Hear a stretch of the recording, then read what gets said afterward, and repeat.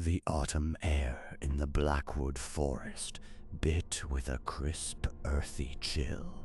A perfect day for a deep dive into the wilderness. Mark, an old-school outdoorsman, led the way, his worn boots crunching on fallen leaves. Beside him, Chloe, younger and less experienced, consulted a digital map on her phone, which had stubbornly lost signal miles ago.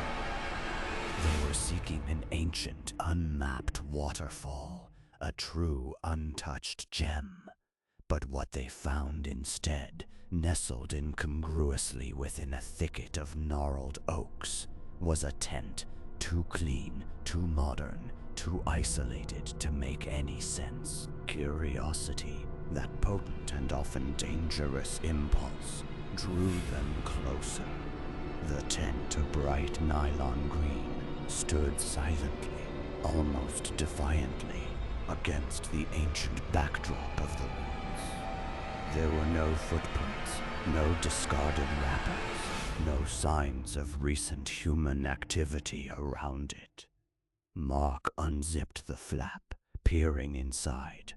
"No sleeping bag," he muttered, his voice a low rumble. No backpack, no stove, nothing. But then his eyes adjusted to the dim interior. In the center, piled neatly, almost lovingly, was a mound.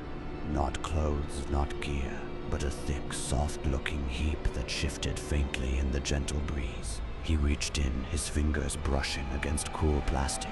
He pulled out one, then another, a driver's license, then another, and another. His blood ran cold. Chloe, having joined him, gasped.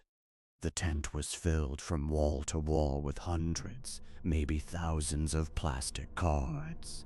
Faces stared up at them from the pile.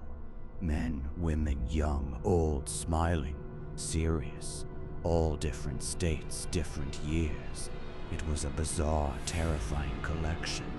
Who would do it? Chloe whispered, her voice barely audible.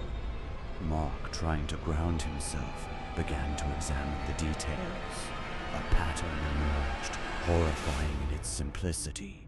Many of the names he vaguely recognized from old missing persons reports, often from hikers who vanished without a trace in these very woods or nearby over the past several decades.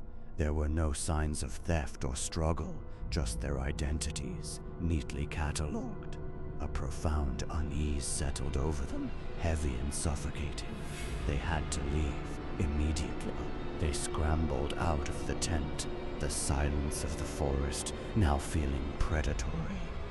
They tried to retrace their steps, but the familiar trail they had followed so meticulously had vanished. The trees seemed denser, the undergrowth thicker, and the sunlight, once warm, now felt cold and distant.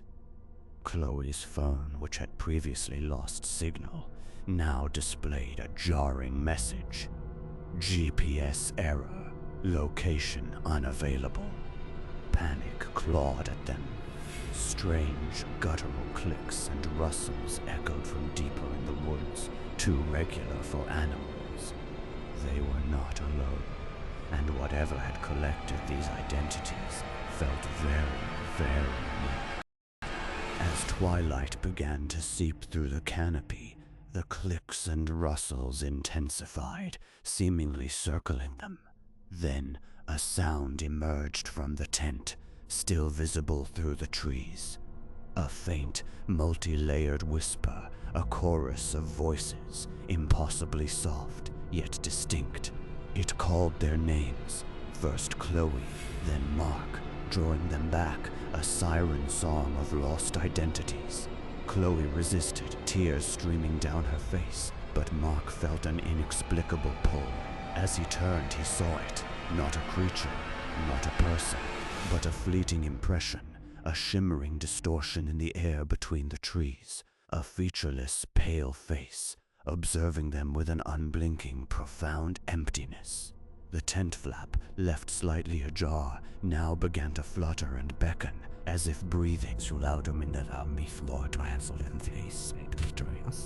It did not gaze into her look sheets